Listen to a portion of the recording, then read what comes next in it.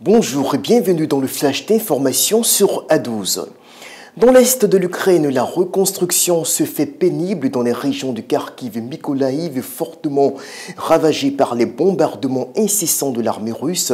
Des villages dévastés, des paysages lourdement marqués par les affres de la guerre. Et vous aurez l'occasion donc de le voir dans le journal. Les esprits s'échauffent à la frontière entre le Kosovo et la Serbie. Ce lundi, Belgrade a instruit son armée de se tenir prête à riposter après des échanges de tirs près d'un barrage frontalier.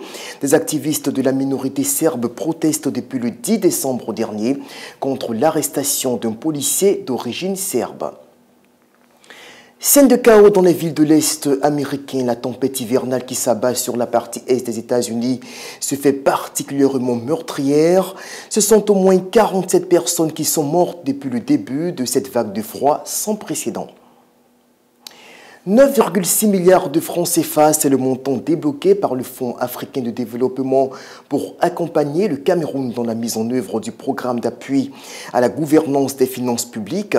Ce financement devrait permettre d'améliorer la mobilisation des ressources fiscales et de renforcer l'environnement institutionnel de la gestion des finances publiques. Après leur prestation étincelante au mondial qatari, Sofiane Bouffal et Ounaïri sont dans le viseur de recruteurs. Les deux sociétaires marocains d'Angers en Ligue 1 française seraient actuellement très convoités par des clubs en Europe et dans le Golfe.